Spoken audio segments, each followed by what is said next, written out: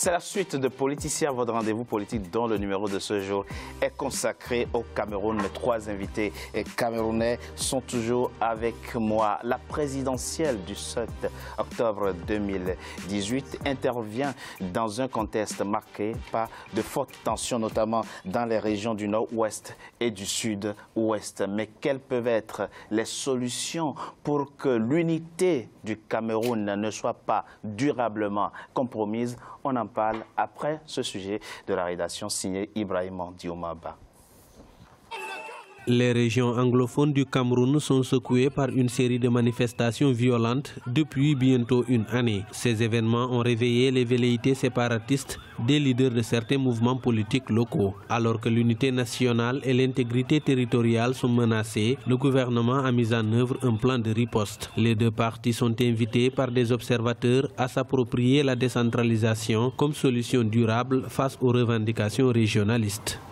L'unité nationale au Cameroun aujourd'hui souffre d'un certain nombre de faits historiques qui n'ont pas été pris en compte par le pouvoir central. À l'aune de l'élection présidentielle qui s'annonce, il faudra sûrement qu'il y ait un gouvernement de coalition. Il n'est pas question ici de diviser l'État du Cameroun. Au contraire, il est question ici de mettre en œuvre tous les mécanismes politiques tels que la décentralisation. Parce que la régionalisation qui est demandée de part et d'autre, si elle est mise en œuvre, on espère que la stabilité pourra revenir dans la zone anglophone. Le gouvernement central a débloqué au mois de juin 2018 près de 12 milliards de francs CFA dans le cadre d'un plan d'urgence destiné aux régions anglophones. En plus de ces efforts, certains Camerounais invitent les belligérants au dialogue et à la concertation.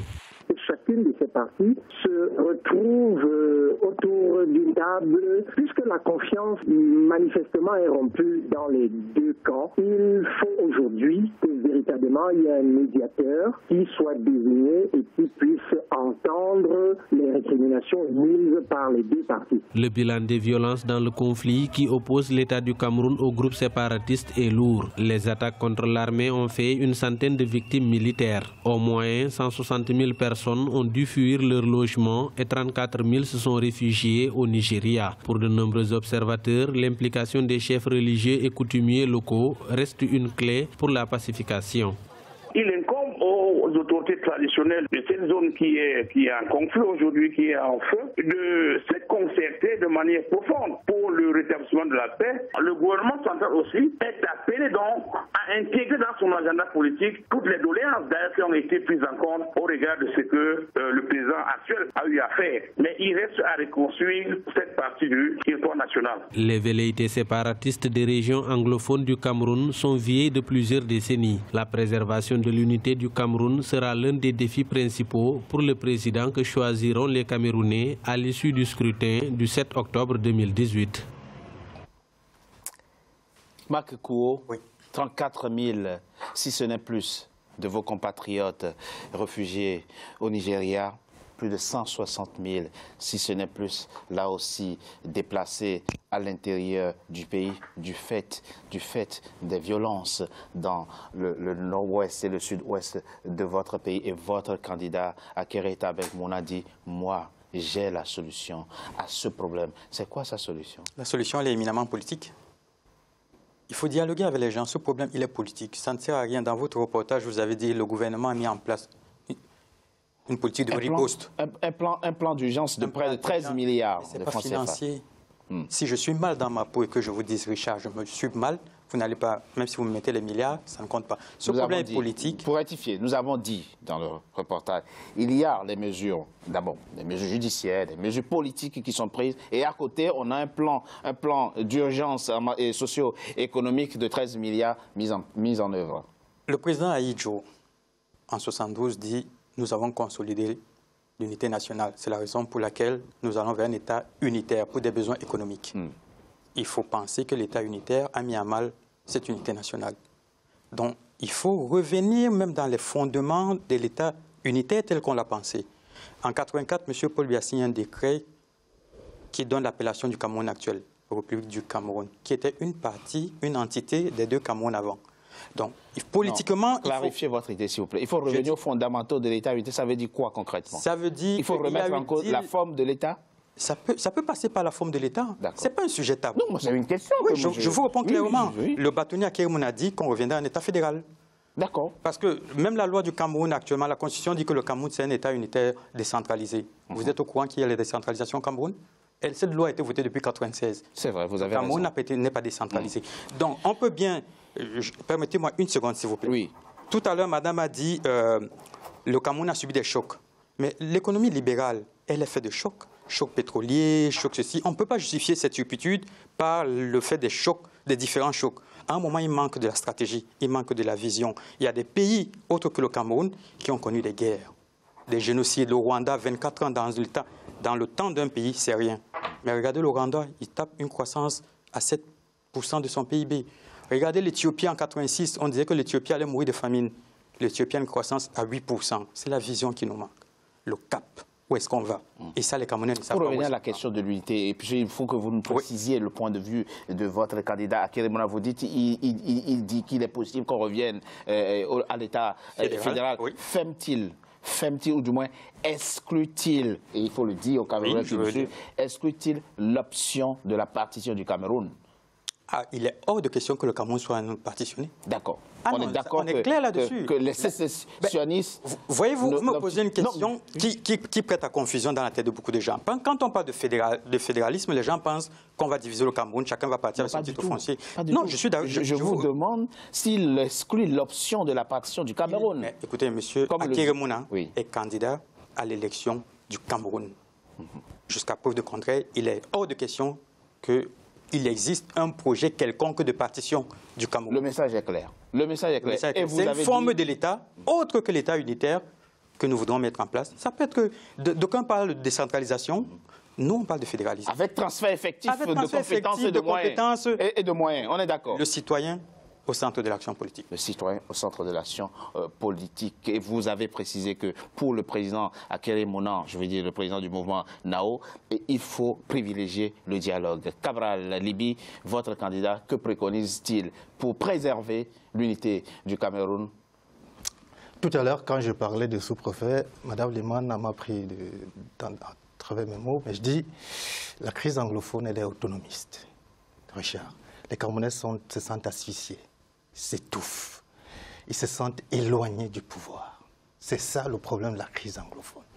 Vous savez, lorsqu'on a les avocats, les enseignants, les étudiants ont voulu manifester lorsque la crise... Tout est parti de là. Tout est parti de là. On a interdit, on les a bastonnés.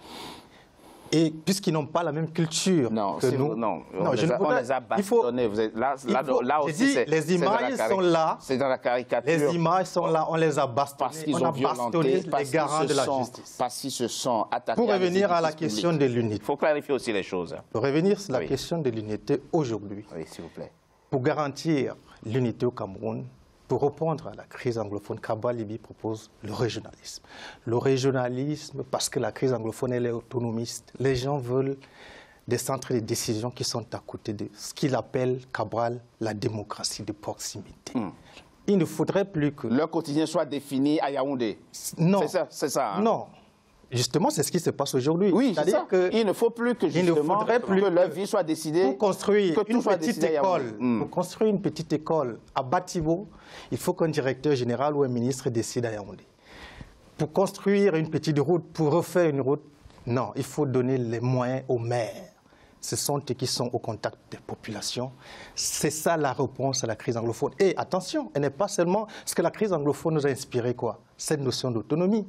Parce que bien après, il y aura le même sentiment à l'extrême nord, c'est-à-dire dans le Grand Nord, il y aura le même sentiment au sud, il y aura le même sentiment. Si on ne rapproche pas les centres de décision au niveau des administrés, il y aura un problème très, très, très sérieux. Donc, c'est pour cela que tout à l'heure, quand je parlais des sous-préfets, madame n'a peut-être pas compris où je voulais en venir. Non, vous stigmatisez les sous-préfets dans ce que vous considérez comme étant leur propension à interdire les meetings des opposants. C'est pour ça que vous répondrez. Il y a. Et aussi, je voulais... Dame a très bien compris, mais n'aime pas la caricature. Maintenant, pour revenir toujours sur cette question d'unité, vous savez, aujourd'hui, le monde va très vite. Il y a une forte transformation, une transformation très rapide. Je ne pense pas que Mme Liman qui est ici ou M. Marc, si on vous dit aujourd'hui que votre maison est en train de brûler et qu'il faut un pompier pour la sauver, c'est un monsieur de 86 ans qu'on va appeler pour venir éteindre. Non, mais il faut arrêter ça, il faut arrêter ça. Je pense que le Cameroun, l'unité est en jeu, la stabilité est en jeu. On a besoin de nouvelles énergies. On a besoin de quelqu'un qui est disponible et volontaire. On a besoin de quelqu'un qui est proche des populations. On a besoin de quelqu'un qui apporte un nouveau souffle. Et cette personne-là, le Cameroun l'a trouvé. C'est Cabral Libi. Monsieur Tourbé, permettez-moi juste de... Je voudrais... En entame de cette émission, on a dit qu'on se respectait. Je refuse... Même si le président Paul Biya a 86 ans, ce n'est pas un critère. J'ai lu tous les codes électoraux. Le code électoral camerounais n'interdit effectivement pas. J'ai lu tous les codes électoraux, l'âge, le sexe, la discrimination. Nous sommes en France. Ce sont des valeurs pour lesquelles nous nous battons. Alors ne tombons pas dans l'excès quand il s'agit de vendre l'illusion aux Camerounais, s'il vous plaît. Je voudrais qu'on débatte autour des projets. Je ne nie pas l'âge du président Paul Biya. Il a certes 86 ans. Mais j'ai envie de vous dire, pour être dans le secteur de la santé, que le président Biya a beau avoir 86 ans, vous avez des jeunes de 38 ans comme votre candidat qui sont moins efficaces pour exercer des fonctions présidentielles. Donc, je refuse qu'on s'arrête à l'âge d'un candidat, qu'on ait des critères objectifs. Je voulais que ce point soit clarifié. Je ne refuse pas son âge, mais je refuse qu'on dise qu'il ne peut pas faire le pompier parce que ce n'est pas le rôle d'un président de la République. Le rôle d'un président de la République, c'est de donner le cap. C'est de donner le cap. Et vous avez posé la question sur l'unité nationale. C'est une préoccupation pour le président Biya.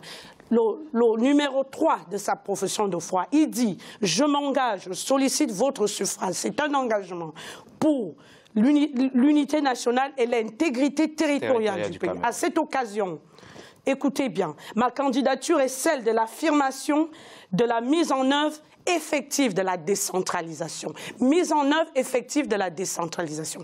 Alors, je voudrais, autour de cette table, que mes frères camerounais, que je respecte, qui représentent des candidats qui ont des bonnes idées, on a tous des bonnes idées pour le Cameroun. Sauf que, quand on n'est pas en président, j'ai le souvenir d'un ancien président dans le pays où on est, qui disait « Moi, président de la République, moi, président de la République, moi, président de la République ». On a tous le souvenir, je n'ai pas besoin de citer son nom. Sauf que entre moi, président de la République, et quand on est au pouvoir, c'est différent.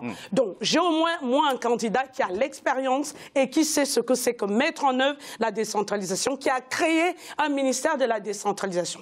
Je veux bien être d'accord. Qui met du temps quand même à se mettre en œuvre. Qui met du temps parce que le président Paul Biya est président. Je vous ai dit tout à l'heure, c'est pas par hasard que j'ai défini la fonction de président, parce que tout le temps, on confond le président Paul Biya et la mise en œuvre. Je peux vous dire que quand on a des fonctions de responsabilité, vous pouvez donner un cap, mais ceux qui mettent en œuvre peuvent mettre un peu plus de temps que vous avez pensé dans votre vision. Donc, je voudrais juste rappeler que le 3 de la profession de foi dit « Je m'engage à assurer la mise en œuvre et continuer la décentralisation dans un Cameroun un et indivisible. » On ne va plus rentrer en 1972. Je suis désolé. Mais il y a une réalité aujourd'hui. C'est terminé 1972. Il y a une réalité aujourd'hui, c'est que vous avez de vos compatriotes, je l'ai dit, dans la région nord-ouest et sud-ouest de votre, qui s'en prennent aux forces de l'ordre, qui s'en prennent aux édifices publics, qui s'en prennent aux biens publics. Et vous avez en face aussi des éléments de force de l'ordre qui répondent aussi, mais pas la force. Et du moins, la situation reste tendue. C'est qu'est-ce qu'on fait maintenant? Quel est le message vous savez, là maintenant vous savez, que ça s'arrête? Vous savez, moi je représente un candidat qui est mendiant de la paix. Je dis mendiant, c'est vous dire à quel point le président Paul Biya, la paix pour lui, c'est quelque chose de fondamental dans la construction d'un pays. Et s'il n'était pas dans cette séquence de vouloir la paix à tout prix, il y a des États, l'armée, on ne saurait plus où on en est. Parce qu'il est conscient que ce sont des Camerounais et qu'on ne peut pas les tuer n'importe comment. Ça, c'est vraiment important qu'on se le dise. Parce que j'entends des candidats qui disent que nous sommes en situation où on tue. Non, non, non, non, non. Vous qui êtes dans notre pays, vous savez que la guerre, c'est quelque chose de terrible. Quand on commence, on ne sait pas quand elle va se terminer. Donc, de grâce, quand on est dans des choses sérieuses comme l'élection présidentielle, évitons de mettre de l'huile sur le feu alors qu'il y en a déjà. Paul-Biya. La crise anglophone, on ne va pas refaire, on a déjà fait des émissions ici. J'étais là pour la crise anglophone. Absolument. Je pense qu'il y a eu un problème de timing entre des revendications des Camerounais qui sont normales et légitimes. Moi qui vous parle sur le plateau, permettez-moi une petite anecdote. Comment je m'engage pour le président Paul-Biya? Je peux vous dire que j'étais une femme en colère, une fille camerounaise arrivée en France en colère, parce que j'avais de la frustration, je suis arrivée sans bourse, que c'était difficile, que mon père avait perdu son travail. Vraiment, je m'excuse. Mais j'ai rencontré le président Paul-Biya et je voudrais que tous les Camerounais aient la chance de rencontrer. J'ai vu un homme qui avait une vision pour son pays. Il nous a expliqué, on était 24, j'étais pas toute seule, ce qu'il voulait faire du Cameroun. Et je peux vous dire que je suis sortie de là, ma colère s'est transformée en engagement pour lui. Je voudrais que les Camerounais comprennent aujourd'hui que le président Paul-Biya aime le Cameroun. C'est quelqu'un qui aime le Cameroun. Mais la mise en œuvre n'est peut-être pas ce qu'il avait prévu. Et ça peut se régler à travers un nouveau gouvernement, à travers des nouvelles personnes, mais qu'on ne déforme pas la vision qu'il a pour le Cameroun. Ça, c'est quelque chose pour lequel je me battrai jusqu'à... Très rapidement, très rapidement, et s'il vous plaît, monsieur Kou, allez-y. Là, je vois que le débat commence. Vous savez, la vision, c'est pas ce que les Camerounais mangent. Les Camerounais ont des problèmes d'emploi, un chômage à 30%. Les Camerounais ont des... Non, 13%. Les Camerounais ont des problèmes d'infrastructure. Les Camerounais ont des problèmes de pouvoir d'achat. Vous pouvez avoir toutes les bonnes visions du monde. Le Camerounais veut du concret. Et ce n'est pas le cas en ce moment. Alors, très rapidement, M. Alaka, alors, très bien, Madame Lehmann l'a dit, mais excusez-moi, j'ai eu quelques spécialistes dans le cadre de la préparation de cette émission qui m'ont dit quelque chose de très curieux. Ils me disent, et vous allez me dire ce que vous en pensez, le président Paul-Biya, le candidat Paul-Biya n'a pas besoin de tricher le 7 octobre 2018 pour remporter la présidentielle. Il y a une telle adhésion des Camerounais, y compris dans l'arrière-pays, aux valeurs, aux visions et à la personne du président Biya, qu'il est bien possible qu'il remporte cette présidentielle. Moi, je peux vous dire, qu'est-ce que vous répondez à ça? Je peux vous dire d'un terme que le président Paul-Biya ne gagnera pas cette élection. Pardon? Le président Paul-Biya ne gagnera pas cette présidentielle. Mais vous m'auriez étonné si vous avez dit le contraire. Allez-y très rapidement, on va marquer une pause. Voilà, je voudrais aussi dire à Mme Lehmann de ne pas s'énerver. Parce que chez nous, on respecte les vieux. Oui, d'ailleurs, Paul-Biya a dit on ne juge pas les vieux. Allez-y très. On a du respect pour l'âge. Mais c'est vous qui avez évoqué la question de l'âge. On a du respect, mais quand on est vieux, on se repose. Oui, mais on décide soi-même de se reposer. On décide soi-même de se reposer. Mais je vous propose qu'on marque une courte pause, on se retrouve dans quelques instants pour la suite de notre émission. À tout de suite.